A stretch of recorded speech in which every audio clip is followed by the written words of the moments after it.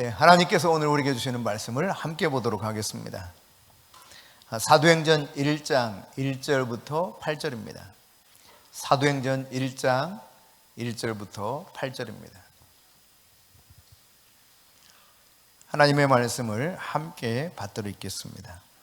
데오빌로여, 내가 먼저 쓴 글에는 무릇 예수께서 행하시며 가르치시기를 시작하신부터 그가 택하신 사도들에게 성령으로 명하시고 승천하신 날까지를 기록하였노라. 그가 고난받으신 후에 또한 그들에게 확실한 많은 증거로 친히 살아계심을 나타내사 40일 동안 그들에게 보이시며 하나님 나라의 일을 말씀하시니라. 사도와 함께 모이사 그들에게 분부하여 이르시되 예루살렘을 떠나지 말고 내게서 들은 바 아버지께서 약속하신 것을 기다리라. 요한은 물로 세례를 베풀었으나 너희는 몇 날이 못 되어 성령으로 세례를 받으리라 하셨느니라. 그들이 모였을 때에 예수께 여쭈어 이르되 주께서 이스라엘 나라를 회복하심이 이때이니까 하니 이르시되 때와 시기는 아버지께서 자기의 권한에 두셨으니 너희가 알 바 아니요 오직 성령이 너희에게 임하시면 너희가 권능을 받고 예루살렘과 온 유대와 사마리아와 땅끝까지 이르러 내 증인이 되리라 하시니라. 아멘. 네, 오늘은 복된 날입니다. 주일이기 때문에 그렇습니다. 오늘은 참 복된 날입니다. 그것은 또한 성령 강림 주일이기 때문에 그렇습니다. 레위기 23장에 보면은 여호와의 절기들에 대해서 언급하고 있죠. 안식일부터 시작해서 7절기에 대해서 쭉 언급하고 있는데 절기라고 하는 것은 모에드, 하나님이 정하신 시기를 말합니다. 하나님이 딱 정해놓은 그 타임을 말해요. 그래서 The appointed time, 하나님이 딱 정해놓은 시간이에요. 하나님의 시간이라는 거죠. 그래서 하나님께서는 하나님의 백성들이 어디에서 어느 때에 여호와 앞에 나와서 예배를 드려야 되는지 이걸 정해놓으셨어요. 그게 모에드, 절기입니다. 그 절기 가운데 하나가 77절이죠. 초실절이 있은 이후로부터 7주가 지난 다음 안식일이 바로 77절인데 이 77절에 알려지기로는 하나님께서 모세에게 시내산에서 두 돌판 여호와의 율법을 주셨던 것으로 알려지고 있고 지금도 정통 유대인들은 이 77절이 되면 그 절기를 기억하면서 하나님께 경배를 드리고 있습니다. 이것이 이제 신약에 오면은 성령 강림절로 바뀌어서 표현되고 있지만 동일한 때를 의미하고 있습니다. 레위기 23장 10절과 11절 같이 읽어봅니다. 이스라엘 자손에게 말하여 이르라. 너희는 내가 너희에게 주는 땅에 들어가서 너희의 곡물을 거둘 때에 너희 곡물의 첫 이삭 한 단을 제사장에 가져갈 것이요 제사장은 너희를 위하여 그 단을 여호와 앞에 기쁘게 받으심이 되도록 흔들어 안식일 이튿날에 흔들 것이며 이렇게 흔들어서 첫 이삭을 드려요. 그 다음 15절 16절입니다. 시작. 안식일 이튿날 곧 너희가 요제로 곡식단을 가져온 날부터 세어서 7 안식일의 수요를 채우고 7 안식일 이튿날까지 합하여 50일을 계수하여 새 소제를 여호와께 드리되. 네, 그렇습니다. 이와 같이 이제 초실절로 시작해서 일주일씩 7번 쭉 지나가는 동안 오메르 카운팅을 하면서 하나님 앞에 소제를 드리죠.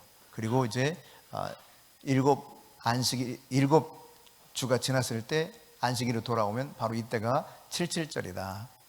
이렇게 기록하고 있는데 절기를 통해서 하나님은 그동안 하나님이 어떻게 일하고 계시는가를 계속 보여주셨습니다. 6월절 때는 6월절 어린 양이 되셨던 예수님이 십자가에 못 박혀 죽으셨죠. 그리고 사흘 만에 다시 부활하셨는데 바로 그 사흘째 되는 날이 초실절이에요. 초실절로부터 시작해서 7주가 지난 다음 안식일 50일째 되는 날이 77절이요 곧 마가의 다락방에 성령이 임한 성령 강림절이죠. 그런 측면에서 이 성령 강림절은 굉장히 중요한 의미가 있습니다. 왜냐하면 하나님이 정해놓으신 타이밍에 그 시기에 하늘을 가르시고 아버지의 약속하신 성령을 거기 모여 함께 기도하던 주의 자녀들 가운데 부어주신 날이요 이것을 통해서 증인된 삶을 살 수 있도록 권능을 주셨던 날이기 때문에 그렇습니다. 요한계시록 최 목사님의 책 가운데 2권에 보면 2권 맨 마지막에 이렇게 요한계시록 전체 조망해가지고 도표가 있어요. 이 도표 가운데 보면은 오순절 성령 강림이 언제 있었느냐? 바로 샤부옷이라고 하는 이 77절에 있었다는 이야기예요. 그러면 이때로부터 욤테루와 나팔절이 일어나는, 나팔절이 되는 이때까지 어간에는 무엇을 할 것인가에 대해서 언급하고 있죠. 먼저 성령의 권능을 받아서 복음을 전파하는 일이 바로 이 어간에 이루어져야 될 일이라는 사실입니다. 그래서 이방인의 충만한 수가 차야 돼요. 그래야 주님이 오실 길이 준비되고 이때부터 본격적으로 욤테루아가 되게 되면 이제 재앙들이 쏟아지고, 그런 다음 이제 대속죄일에 주님이 재림하시고, 그리고 초막절에 이제 용이 결박되면서 초막절 마지막 8일째 되는 때에 새하늘 새 땅이 열리는 가운데 바로 밀월의 시기로 들어가게 되는 이러한 절기를 통해서 하나님이 가르치는 타임 테이블이 있죠. 이런 측면에서 이제 우리가 지금 현재 살고 있는 이 시기는 바로 오순절 성령 강림주일, 강림절부터 시작해서 욤테루아가 일어나는 그때까지 이 어간에 살고 있다. 물론 해마다 이것이 있지만 전체를 우리가 두고 보자면 그 어간에 살고 있다. 그렇다면 우리는 무엇을 해야 될 것인가? 바로 복음을 부지런히 전파해서 이방인들을 향한 하나님의 수가 다 차도록 하는 일을 힘써서 해야 되는 때가 바로 지금 이 시기라고 하는 것을 가르쳐주고 있습니다. 사도행전은 예수 그리스도의 구속사의 결말이다, 이렇게 표현하기도 합니다. 뿐만 아니라 예수 그리스도의 구속사의 서론이다, 이렇게도 또 표현해요. 아니 어떻게 결말과 서론은 완전히 다른데 결말이고 서론이 될 수 있느냐, 그렇게 말하는데, 서론이라는 말, 결말이라는 말은 창조로부터 시작된 하나님의 역사가 예수 그리스도의 구속의 그 일들까지 어떻게 이루어졌는가를 쭉 언급해서 이렇게 되었다라고 이야기하는 가운데 시작하고 있어요. 결말이 이렇게 났다는 거죠. 그래서 사도 바울이 데오빌로에게 쓰면서 복음서에 이미 먼저 쓴 글에 이렇게 기록했지만, 예수님이 그렇게 십자가에 죽으셨고 부활하신 이야기를 쭉 먼저 앞선 글에 써서 승천하신 것까지 기록했지 않느냐, 이걸 언급하고 있죠. 승천하신 날까지 이를 앞에 기록한 책에 내가 이야기한 바가 있다. 그래요. 이렇게 예수 그리스도 구속의 결말이 사도행전에 나타나 있어요. 그러나 사도행전은 동시에 예수 그리스도의 구속사의 서론적인 이야기가 있습니다. 그것은 예수 그리스도로부터 시작된 이 구속의 역사가 온 세상 모든 사람들에게 퍼져가면서 어떻게 구속이 이루어지게 될 것인가에 대한 이야기가 바로 사도행전에서 시작되고 있어요. 그리고 구체적으로 그 일들이 어떻게 진행되어 갔는지를 소개해 주고 있는 것이 사도행전이죠. 결국 이것을 통해서 우리가 확인할 수 있는 것은 이 세상 모든 것은 다 말씀하신 하나님의 말씀대로 된다는 사실입니다. 하나님이 말씀하셨으면 그 말씀이 이루어져요. 성취돼요. 그것이 성경을 통해서 우리에게 알려졌고, 이 사실들은 역사를 통해서 증명됐습니다. 인생도 마찬가지입니다. 인생을 내가 열심히 산다고 내 마음대로 되는 것이 아닙니다. 그렇다면 인생의 주인은 내가 되겠죠. 내가. 그런 인생의 주인은 내가 아니에요. 나를 창조하신 하나님, 그분이 내 인생의 주인입니다. 인생도 결국 어떻게 되느냐? 그분의 말씀대로 되는 거예요. 사람들은 자기가 자기 인생을 만들어 간다고 생각합니다. 그렇지 않습니다. 물은 마음대로 흘러가지 않습니다. 어떻게 보가 있느냐에 따라서, 보에 따라서 물이 흐르는 것처럼 왕의 마음에 따라서 우리 인생이 달라진다는 사실을 깨달아야 돼요. 그러니까 말씀하신 대로 우리 인생이 되는 겁니다. 그런 측면에서 보면 우리가 하나님의 말씀을 절대적인 신뢰를 가지고 볼 수 있어야 돼요. 이 말씀 안에 인생에 관한 모든 이야기들이 다 기록되어 있거든요. 그러므로 여러분, 말씀에 소망을 두고 살아야 되겠다, 이 생각을 가져야 됩니다. 옆 사람은 같이 인사합시다. 말씀에 소망을 두고 삽시다. 예, 말씀대로 되기 때문에 말씀에 소망을 두고 살아가야 돼요. 여러분이 백날 첫날 여러분의 인생을 대단하게 계획하고 노력해 보세요. 인생이 행복한지. 그렇지 않습니다. 진짜 행복한 인생이 되려고 하면 말씀에 기록된 것을 붙잡고 말씀대로 살 때 인생이 행복한 것입니다. 말씀대로 모든 것이 되는 것입니다. 예수님의 마지막 메시지가 오늘 이 사도행전 우리가 읽었던 본문 안에 나오는데, 예수님께서는 마지막 그 인생 40일, 이 땅에서 지상에서의 40일 동안 뭘 하셨는가? 3절에 보면 하나님의 나라를 가르쳤다, 이렇게 기록합니다. 하나님의 나라에 대해서. 그리고 4절에 보니까 아버지의 약속하신 것을 기다리라, 제자들에게 그렇게 말씀하셨습니다. 그러니까 40일 동안 한 게 그거예요. 그게 다예요. 하나님 나라가 뭔가. 물론 예수님이 3년간 공생을 사실 때도 하나님 나라에 대해서 선포하시고 하나님 나라가 무엇인가를 가르치시고 하나님 나라가 직접 임하게 하셨던 것이 예수님 사역이었죠. 그러니까 예수님은 온통 하나님 나라를 위해서 사셨어요. 그리고 승천하시기 직전까지도 제자들과 뭐 했느냐? 40일 동안 부활하신 예수님이 계속 하나님 나라를 이야기했단 말이죠. 하나님 나라. 그 하나님 나라가 뭔가를 가르치셨어요. 그리고 아버지 약속하신 것을 너희들 좀 기다려야 된다.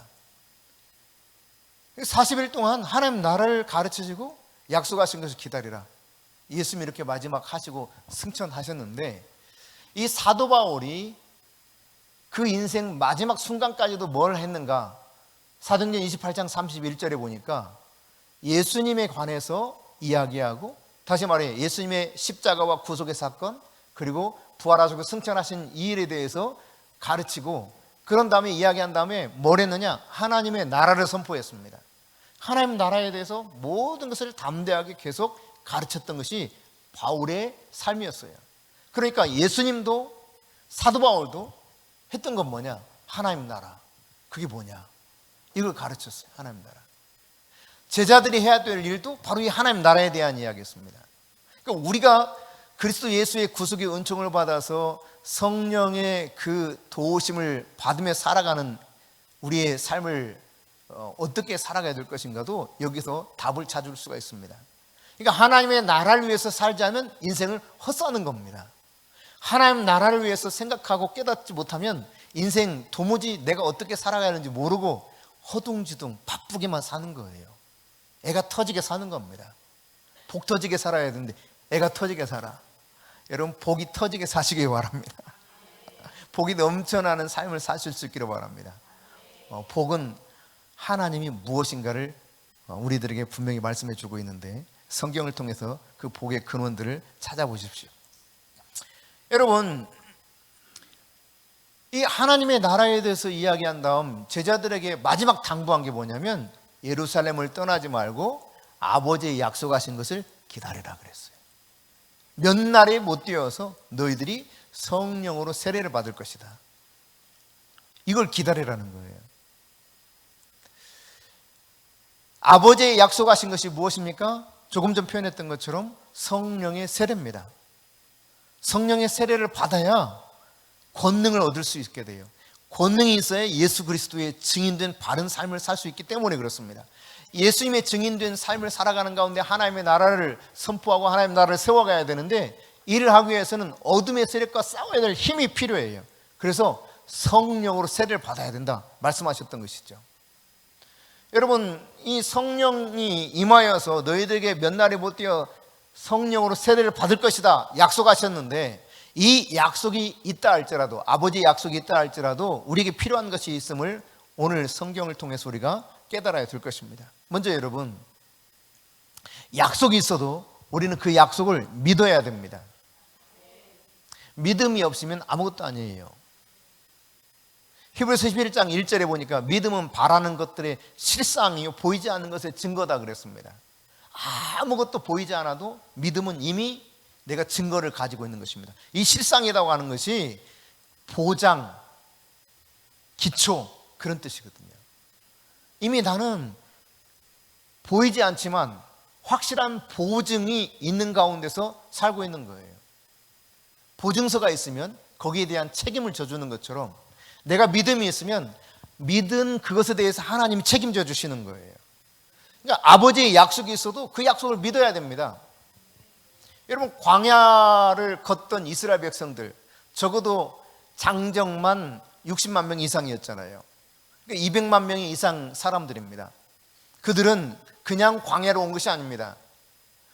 애굽에 있을 때 놀라운 하나님의 능력으로 애굽 백성을 쳐서 재앙 가운데 그들이 항복하게 만들고, 제발 나가달라고 요청하면서 금은 보화를 달라고 그러니까 어서 가지고 가라고 할 정도로 그 엄청난 경험들을 하고 나왔었죠. 그러나 얼마 되지 않아서 바로 왕과 애굽의 군사들이 너무 아쉬운 거예요.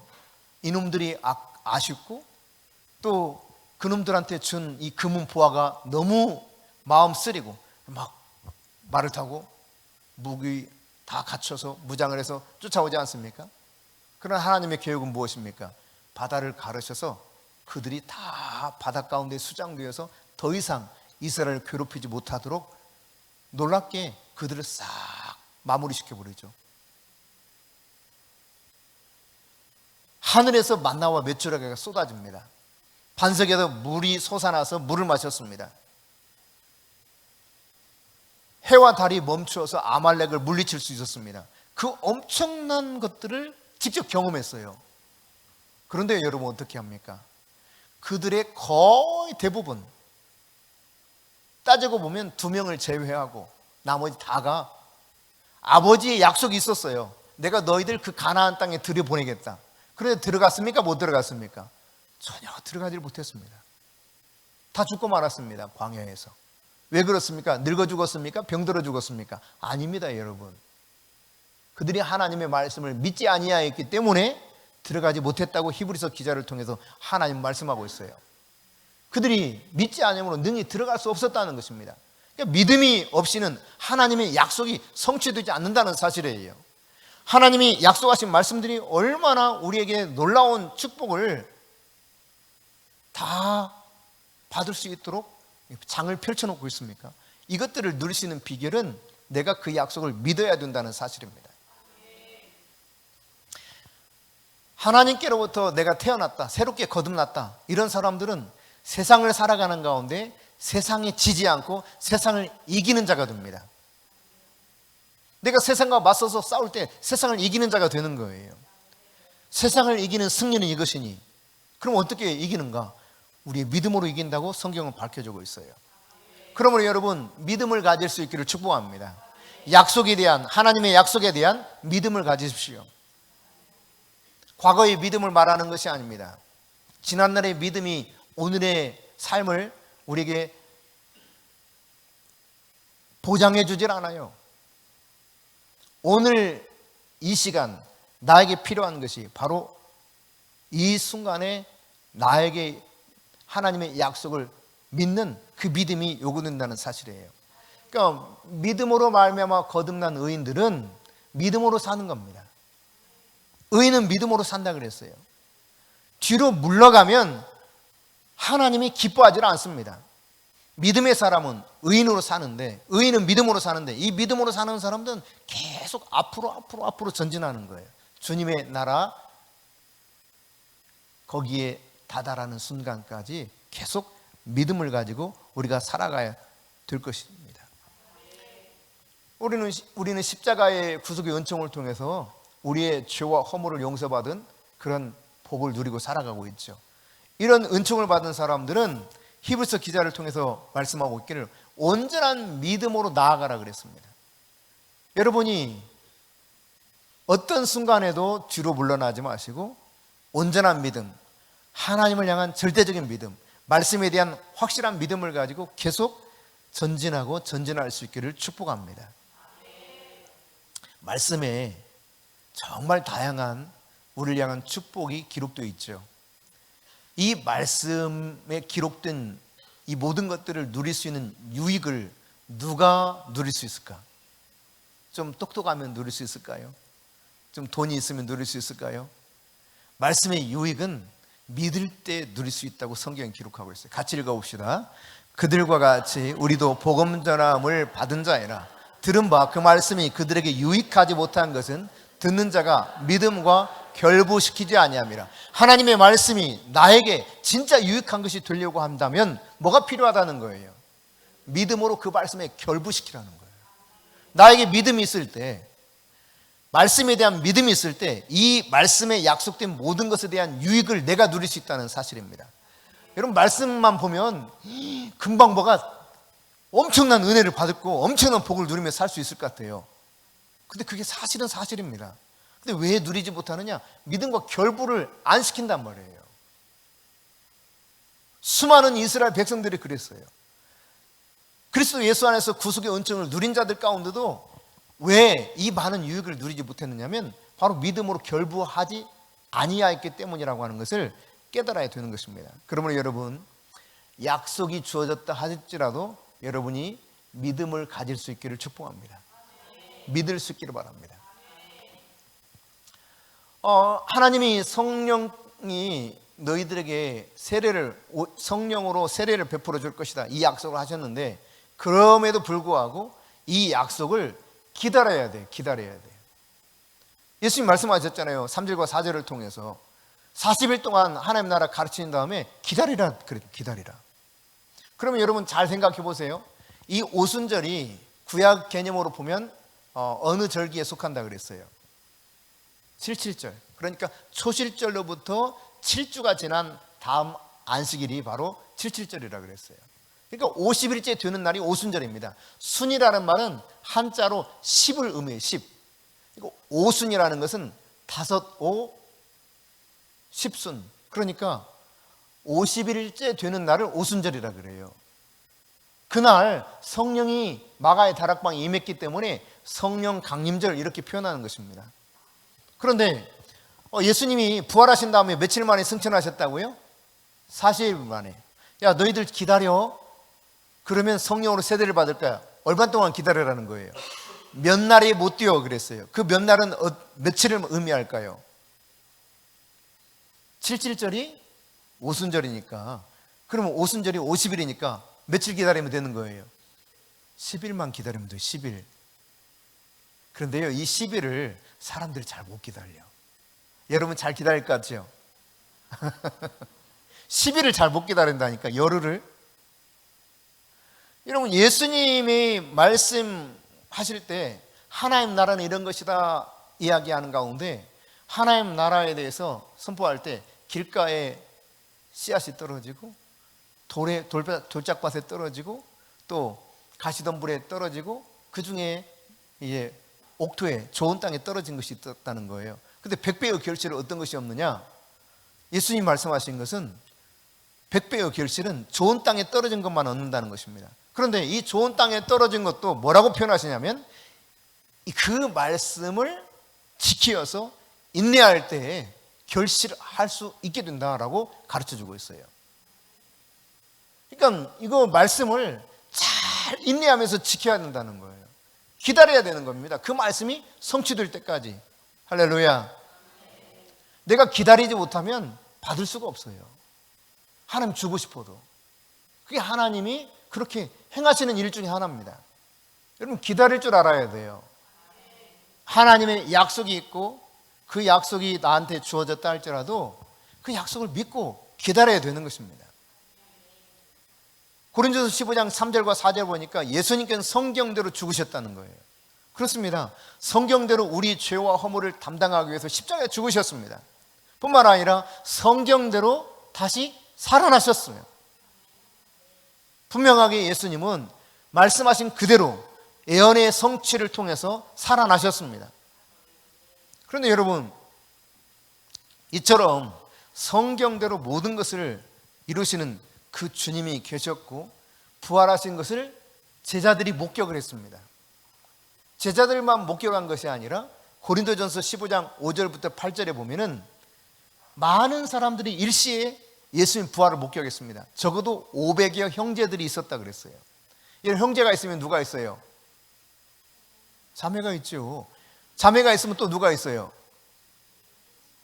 애들이 있죠.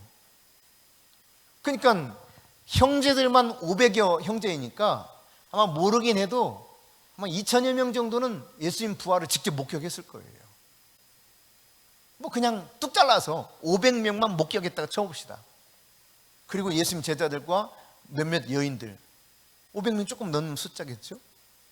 그런데 주님의 말씀을 들었어요. 몇 날에 못 뛰어서 성령으로 세례를 받을 텐데 너희들이 예루살렘을 떠나지 말고 좀 기다려 그랬는데 못 기다린다니까요. 기다렸던 사람들은 몇 명이라고 성경이 기록합니까? 오늘 15절 보면 몇 명이 거기 기다리고 계속 있었음을 이야기해 주고 있습니까? 단지 120명 있어. 120명. 나머지는 기다리지 못했습니다. 말씀하신 대로 모든 것이 성취될 것입니다. 말씀하신 대로 죽으시고 말씀하신 대로 부활하시고 말씀하신 대로 성령을 보내주실 텐데 그걸 기다리지 못해요. 예수님의 말씀을 듣고 기다린 이들은 120명밖에 없었다는 사실입니다. 여러분, 하나님이 여러분에게 무언가를 약속해 주셨습니까? 그러면 기다리세요. 창세기 16장에 보면 아브라함과 사라가 기다리지 못해서 실패한 이야기가 기록되어 있습니다. 하나님은 분명히 아브라함과 사라 사이에서 아들이 태어날 것이고 이 아들을 통해서 민족을 이루게 하시겠다 말씀하셨어요. 그런데 기다려도 안 생겨, 아들이. 여러분, 시간이 지나면 지날수록 사람은 실망과 좌절과 낙심이 막 몰려와요. 그리고 두렵습니다. 진짜 내가 이렇게 기다리는 게 맞나 싶고요. 그렇게 기다리다가 10여 년 이상 기다리니까 지치기도 하고 인간적으로 생각해서 볼 때 불가능하다고 판단한 것이죠. 그리고 사라가 남편을 설득합니다. 남편을 설득해서 우리 소망이 더 이상 없어. 그러니까 내 말 들어. 당신 내 말 들어야 잘 살 수 있어. 이런 거예요. 일반적으로 여러분 아내 말 듣는 게 중요합니다만 결정적인 부분에 아내 말 들었다가 이 큰 사고를 칩니다. 아브라함이 그랬습니다. 결국 어떻게 됩니까? 이스마엘이 태어나는데 한때 좋았어요. 그렇지만 결국 사라에게서 아들이 태어나기 전 상황부터 벌써 하갈이 딱 애를 낳고 나니까 아주 깔보기 시작해요. 주인을. 이제는 종이었잖아요. 이제는 주인을 깔봅니다. 뭐 아들도 못 낳는 것이 이런 게 시작되는 거죠. 기가 막히는 거죠. 어디 기쁜이겠어요? 이제 하나님께서 놀랍게도 정말 아브라함 100살 때 아들을 낳게 하셨지 않습니까? 그러나 어떻게 됩니까? 이삭이 젖을 떼어서 잔치를 벌이는데도 막 이스마엘이 이 이삭을 핍박합니다. 이 상황을 가만히 두고 볼 수가 없는 거예요. 여러분, 아마 가정사에 그런 일이 있는 그 주변의 사람들을 보면 대충 여러분도 아시겠지만 부인이 하나 둘이 있으면 그 자녀들 각각의 부인 안에서 태어난 자녀들끼리 어때요? 잘 지내요? 거의 대부분 갈등이 심합니다. 아주 심해요. 어느 때까지 그렇습니까? 거의 죽을 때까지 그래요. 대부분. 그래서 갈등이 시작되는 거예요. 아브라함 가정에. 힘들어요. 아브라함이 정말 마음으로 울면서 하갈과 이스마엘을 쫓아낼 수밖에 없었던 상황을 성경이 소개하고 있지 않습니까? 이것으로 끝이 났습니까? 그렇지 않습니다, 여러분. 성경을 통해서 보면 이 이스마엘의 후예들이 이삭의 후예들을 괴롭힙니다. 그 괴롭힘은 지금까지도 계속되고 있습니다. 그게 역사 속에서 증명되는 이야기입니다. 그러니까 이렇게 기다리지 못해서 그 괴로움이 자손 대대로 계속되고 있단 말이에요. 아버지 약속이 있으면 여러분 기다리십시오. 그냥 기다리세요. 믿고 기다리세요. 하나님의 말씀을 믿고 기다리란 말이에요. 기다리지 못하는 것이 문제가 되는 것입니다. 서둘러서 되는 일이 잘 되는 일이 아니라 기다리지 못해서 문제가 생기는 거예요. 그러니까 여러분, 무슨 일이든 그냥 하나님의 때를 기다릴 줄 알아요. 말씀이 성취되는 그때까지 기다릴 줄 알아야 돼요. 여러분, 나하만이 문둥병 고치려고 이스라엘 찾아왔잖아요. 근데 그때 엘리사가 나하만에게 말하죠. 요단강에 가서 7번 물이 담그라고. 화딱지 팍 납니다. 요단강 시커멓습니다. 황토물, 이렇게 흐르는 물입니다. 아니, 우리나라에 아마나나 바르발 같은 좋은 강이 있는데 내가 왜 여기서 막 가려고 화를 내죠. 신하들이 말려서 겨우 말려서 이 요단강에 들어갑니다. 근데 여러분, 한 번, 두 번, 세 번, 뭐 차도가 있어요? 없습니다. 하나님의 종을 통해서 하나님이 말씀하신 대로 7번까지 물속에 들어갔다 나올 때 비로소 몸이 문득병이 싹 사라지고 어린아이의 살처럼 피부가 완전히 바뀌는 놀라운 역사가 일어났어요. 기다려야 됩니다. 말씀하신 대로 끝까지 기다려야 돼요. 마지막으로 오늘 본문에 보니까 하나님의 약속이 있다 할지라도 그 약속의 성취가 이루어지기는 그 순간까지 뭘 해야 된다는 것입니까? 기도에 전념해야 된다는 거예요. 14절 말씀 같이 읽습니다. 그 여자들과 예수의 어머니 마리아와 예수의 아우들과 더불어 마음을 같이하여 오로지 기도에 힘쓰더라. 마음을 함께 한 마음으로 모아서 전심으로 기도하는 거예요. 오직 기도했다는 것입니다. 언제까지? 약속하신 그날까지 기다리면서.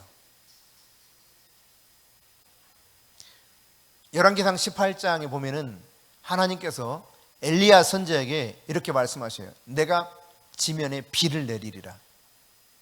하나님 말씀하셨어요. 그러니까 비가 온다는 거예요, 안 온다는 거예요? 분명히 온다는 겁니다. 그런데 여러분, 이 비가 오게 하게 되는 과정을 살펴보면은 그냥 비가 오지 않았어요. 분명히 하나님이 비가 올 거다, 내가 비를 내려줄 거다 했는데, 이 비가 오기까지 엘리야는 무릎 사이에 얼굴을 파묻고 간절히 기도합니다. 몇 번이나 기도했다고 성경은 말합니까? 7번까지 기도했다는 거예요. 여러분, 단순히 7번이라고 하는 것은 7번까지 하면 되는구나, 그런 의미라기보다 7번이라고 하는 것은 성경에서 완전수를 의미하잖아요. 그러니까 주님이 원하시는 때까지 기도하는 겁니다. 다른 말로 말하면 비가 올 때까지 기도하는 거예요. 할렐루야. 언제까지 기도한다고요? 예, 응답 받을 때까지 기도하는 거예요. 누가복음 18장에 보면 예수님께서 기도를 가르칠 때도 이와 유사한 말씀으로 가르치고 계시죠. 불의한 재판관과 과부의 비유를 통해서. 불의한 재판관이 과부가 번거롭고 해서 그 과부의 소원을 들어준다면 하물며 하늘에 계신 너희 아버지께서 속히 너희 원한을 풀어주지 않겠느냐. 그러나 인자가 올 때 믿음을 보겠느냐 그랬거든요. 믿는 자는 기다리면서 기도합니다. 끝까지 기도합니다. 낙심하지 않습니다. 설령 나에게 낙심이 온다 할지라도 이것을 물리치고 믿음으로 승리하면서 기도하는 것입니다. 하나님의 말씀이 성취될 때까지. 지면에 비를 내리라, 아버지 말씀하셨지만 아버지의 말씀이 성취될 때까지 그 비가 지면에 쏟아지는 그 순간까지 엘리야는 기도했다는 사실이에요.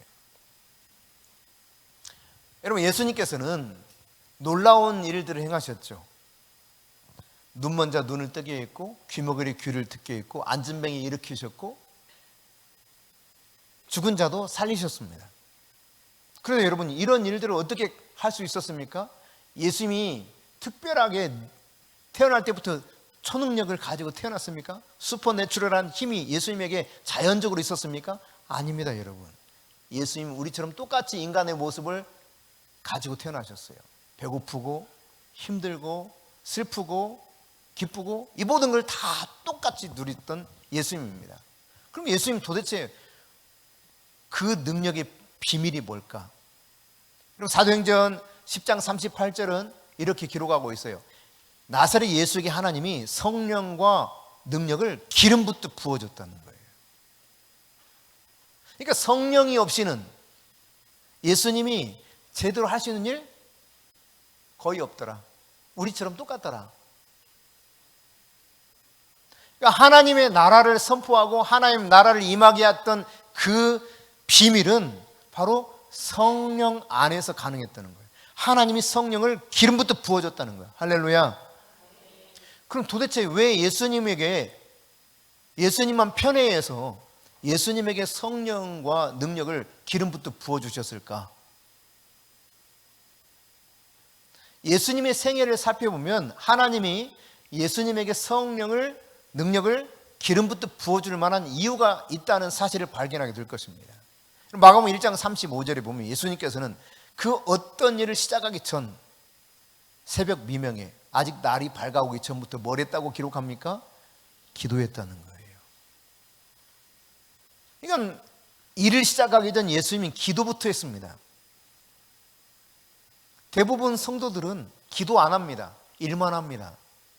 조금 나은 성도들이라고 자부하는 사람들은 일하다가 안 되면 기도합니다. 내 마음대로 안 될 때 그때 기도해요. 근데 예수님은 어떻게 기도했다고요? 하루를 시작하기 전, 날이 밝아오기 전부터 기도하셨다. 그것뿐만 아닙니다. 어떤 결정을 내리기 전에 예수님은 반드시 기도하셨습니다. 중요한 결정일수록 기도로 결정하셨어요. 그래서 여러분, 제자를 선택함에 있어서 예수님은 밤이 새도록 기도하시고 제자를 선택합니다. 아버지께서 말씀하시는 제자를 선택하고 있어요. 예수님이 십자가를 감당할 때도 기도하셨습니다. 근데 이 누가의 기록에 의하면 습관을 따라서 기도하셨다는 거예요. 겟세마네 동산에 올라가서 습관을 따라서 기도했다. 이 말은 늘 겟세마네 동산에 올라가셔서 기도하셨다는 이야기입니다. 그러니까 예수님의 인생을 보면 기도하는 삶이었어요. 어떻게 하나님의 능력이 그를 통해서 그렇게 엄청나게 나타났을까? 바로 기도에 있었다는 것이죠. 마태복음 18장에 보면 예수님의 변형 사건에 대해서 이야기하고 있죠. 소위 변화산 사건. 변화산에 올라가셔서 예수님이 엘리야와 모세와 만나서 이야기를 하시다가 이렇게 내려오는데 저 밑에 내려오다가 보니까 제자들하고 어떤 아저씨하고 막 소란스러워요. 그래서 이게 왜 그러냐고 그랬더니 그 아저씨 한 사람이 그런 거예요. 그 아저씨가 아니 우리 애가 말이지 맨날 귀신 들려가지고 이렇게 힘드는데 우리 애를 좀 고쳐달라고 제자들이 데려왔더니 제자들 도무지 하지 못해서 지금 이렇게 하고 있다고. 그때 예수님께서 이 아이에게 있었던 귀신을 가볍게 내어 쫓아주시죠.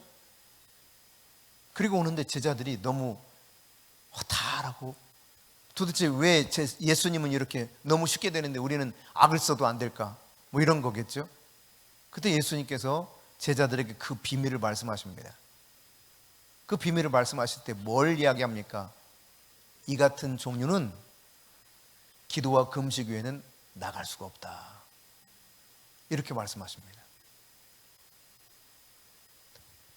결국 증인된 삶을 살아가면서 하나님 나라를 세워가는 이 일에 있어서 권능이 필요한데 이 권능은 성령을 통해서 오는 거예요. 이 성령을 통해서 오는 이 권능은 어떻게 받을 수 있다는 것입니까? 기도를 통해서 받을 수 있다는 거예요. 기도 없이는 결국은 내가 주님의 제자의 삶을 제대로 살 수 없고 내가 하나님 나라를 제대로 세울 수 없다는 이야기입니다. 오늘 우리가 주님의 그 구속의 은총을 받은 자로서 증인된 삶을 살아가며 주님이 오실 길을 예비하는 거룩한 신부의 삶을 살아가야 될 텐데 이 삶을 살기 위해서 반드시 필요한 것은 바로 성령의 권능인 것입니다. 근데 이 성령의 권능은 기도할 때만 주어지더라. 아버지의 약속이 아무리 있어도요, 기도하지 않으면 주어지지 않아요. 이게 분명한 영적 원리입니다. 이 영적 원리에 대해서 눈을 뜰 수 있기를 축복합니다. 구약 시대에 보면 이스라엘 백성들이 하나님의 마음을 너무 힘들게 했죠. 그래서 하나님께서 결국 참다 어떤 결정을 내리시냐면 이스라엘 백성들을 멸망시킬 결정을 내리십니다. 그나마 이제 바벨론 포로로 끌려간 자들은 거기서 살아서 다시 돌아올 수 있을 것이다 이런 말씀을 하시지만 완전히 쓸어버려요. 사람도 죽고 완전 폐허가 되게 만들어요. 폐허가. 근데 하나님께서 에스겔 선지자를 통해서 에스겔 36장 33절부터 36절에 보니까 이 폐허를 다시 땅을 비옥한 땅으로 만들어서 풍성한 결실이 있는 놀라운 그런 땅으로 바꿔주겠다는 거예요. 그런데 이런 약속을 하셨는데 주님이 한 가지 덧붙이십니다. 뭐라고 말씀하시느냐? 37절에 내가 이렇게 이야기했는데 내가 너희들에게 약속했는데 그럴지라도 너희들에게 이것이 이루어지기를 어떻게 해야 된다는 것입니까? 너희가 구해야 된다. 기도해야 된다. 기도하지 않고는 없다는 거예요.